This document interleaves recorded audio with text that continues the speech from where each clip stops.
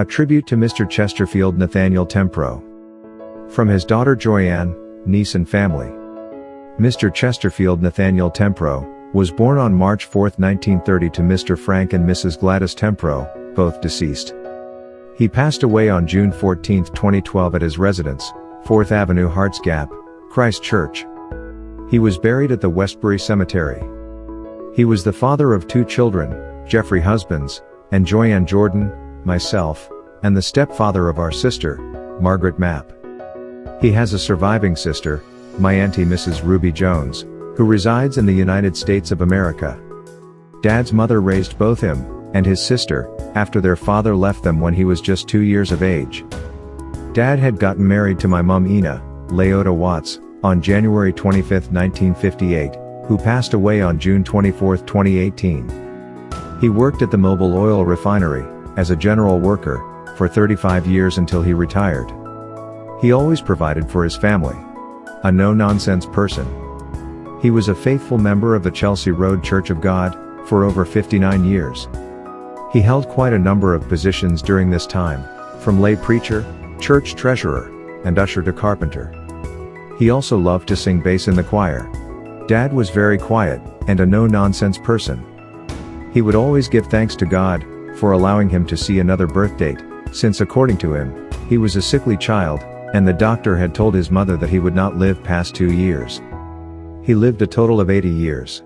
In addition to those 2 years, he was affectionately called Dada. Dad helped raise his step-grandchildren and grandchildren from babies. He was most proud when his first grandchild Abigail was born, and he and Mom would fight whenever his daughter came to visit. It came to a peaceful resolution when his second grandchild Deborah was born 2 years later. He enjoyed taking them for walks, as well as to and from school during their preschool and primary years. He would always say that whatever his grandchildren wanted, they would have, because they were the only grandchildren that he had, since his son did not give him any. He had left to mourn his wife of 54 years. Ina, his children Jeffrey Husbands and Joyann Jordan, and stepdaughter, Margaret Mapp.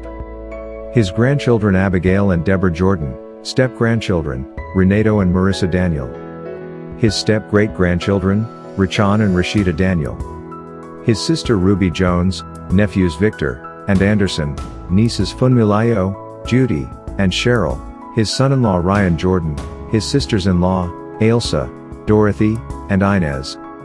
Numerous nieces and nephews-in-law, too numerous to mention. Good friends Jessica Baptiste, Marcia Small, Reverend and Mrs. Elliot Griffith, Reverend, Hazel Brooms, Sammy Curtone, Peggy Hinkson, Sis, Audrey Innes and family, Evadne Lopez, the Church of God Reformation Movement, and many others.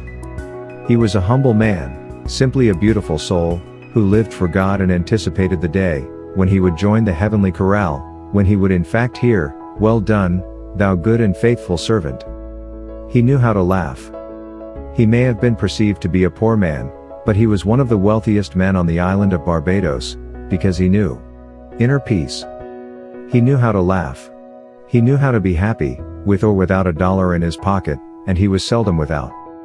He was never too busy to be of service to others, because he knew that by serving others, he was serving God and serving himself.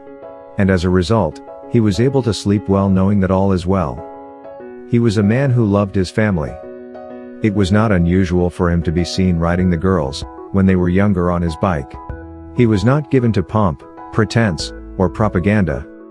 He was not given to sham and haughtiness. He was a good man, with a smile that lit up a room. He was a man who generated light and spiritual poise, and could be relied on by his neighbors in times of need. He was never too busy to care or to share. Many remember him in his early days with a black velvet mop of hair, which, like most of us, has turned its color with time. His hair was not gray, a color that symbolized pending clouds and the aging process. His hair was a bright shiny white, with the light which shone on it, reminding us all, if we paid attention, that the times they are changing, and we must walk and live in the light, no matter how many gray clouds come. Chesterfield was a very warm and loving person. He possessed a warm smile, and a heart that was even bigger and warmer. His love for humankind was seen through his service to his family, church family and the Christ Church community. Weeping may endure for a night, but unspeakable joy comes in the morning. Although he will be deeply missed, his loving spirit, and contributions to his family, and to his church family will continue to live on.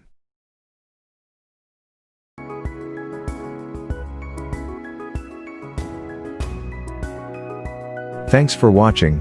Please like, share, and subscribe, and click on the bell to be notified when we release new videos.